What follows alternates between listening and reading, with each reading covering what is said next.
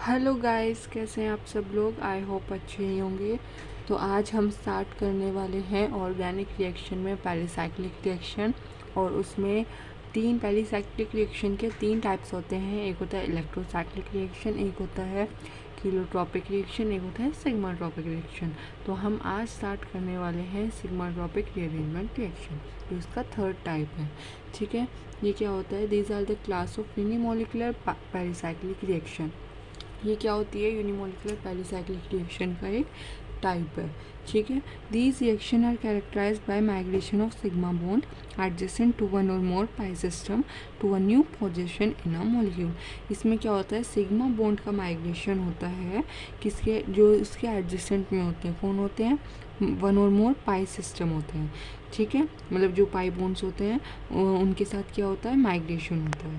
ठीक है, new position पे। जैसे अब ये एग्जाम्पल जब दूंगी तब आपको समझ आएगा। Total number of sigma and pi bonds there is no change as the reactant and product have same number of bonds. क्योंकि रिएक्टेंट्स एंड प्रोडक्ट्स में सेम नंबर ऑफ बॉन्ड्स होते हैं, इसलिए जो टोटल नंबर ऑफ सिग्मा और pi bonds हैं वो change नहीं होते, सिर्फ रीअरेंज हो जाते हैं।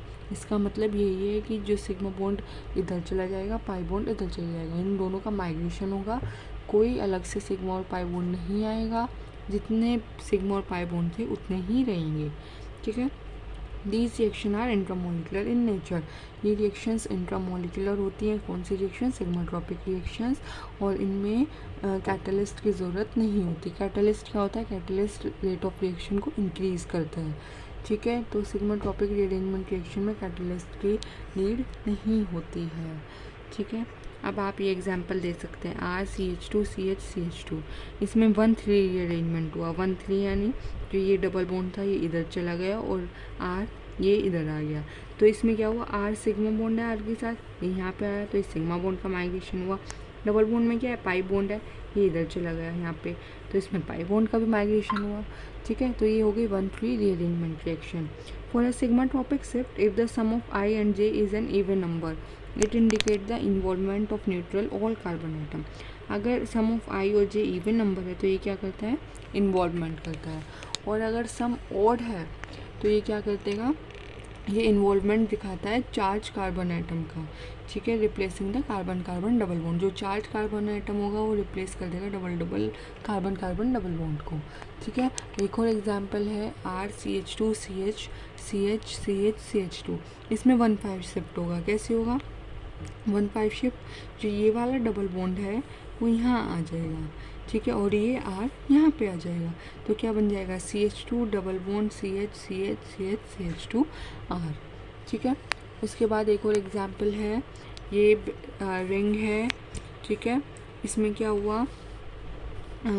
ये वाला बॉन्ड यहाँ पे गया, ये बॉन्ड यहाँ पे गया, ये बॉन्ड यहाँ पे गया, तो ये बॉन्ड क्या हुआ? जो यहाँ पे जाने की वजह से ये फॉर्म हो गया। देखो ये फॉर्म। ठीक है, इधर तो ये साइड है, अब ये फॉर्म यहाँ पे हो गया। ठीक है, उसके बाद जो ये वाला था ये यहाँ आ गया, देखो है ना। ये वाला जो था ये डबल बॉन्ड, मतलब सॉरी सिंगल बॉन्ड जो ये था ये यहाँ पे आके डबल बॉन्ड बन गया। ये तो ये स्ट्रक्चर ऐसे बन गया। इसमें क्या हुआ? यहाँ पे 3 शिफ्ट हुआ। ठीक है, तो आपको ये भी लिखना है।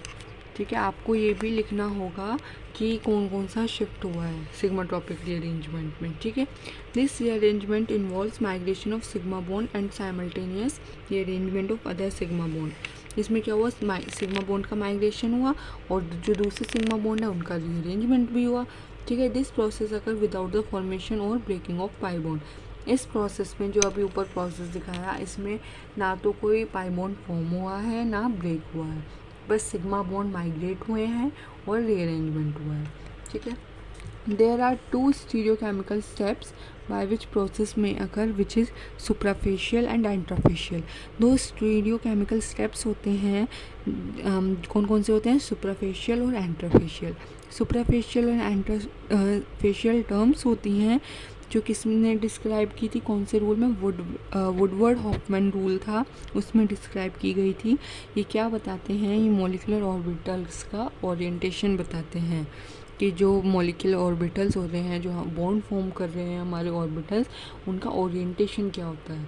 ठीक है, in sigmatropic shift, if the hydrogen atom और migrating group leaves on one surface sigmatropic shift में अगर हाइड्रोजन एटम या मैग्नेटिक ग्रुप एक सरफेस को लीव कर देता है कॉन्जुगेटिंग सिस्टम को और arrives at other ends of the same surface, तो रिएक्शन को सुपरफिशियल कहते हैं। क्या हुआ, अगर देखो अगर हाइड्रोजन एटम, ठीक है, या फिर जो माइग्रेटिंग ग्रुप है वो एक सरफेस को लीव कर दिया और दूसरी सरफेस पे आ गया, तो उसको बोला जाएगा कि ये सुपरफिशियल है। और इफ़ हाइड्रोजन एटम और migrating group leaves one surface and arrives on opposite surface, तो उसको एंट्रोफिशियल बोलते हैं। जब वो सेम सुपरफिशियल में सेम सरफेस के दूसरे एंड पे आता है, एंट्राफिशियल में बिल्कुल अपोजिट सरफेस पे आ जाता है माइग्रेटिंग ग्रुप या हाइड्रोजन एटम।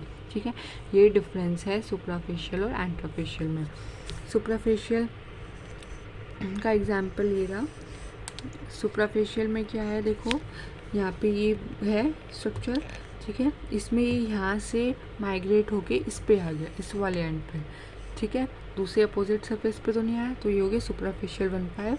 एंट्रोफिशियल में क्या होगा कि ये यहाँ पे था और ये यहाँ पे आ गया, ठीक है, और ये इधर चले गए, ठीक है।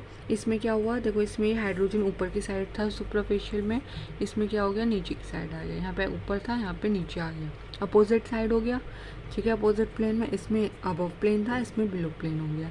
तो ये है सुपरफिशियल और एंट्रोफिशियल में डिफरेंस, ठीक है, सिग्माट्रोपिक।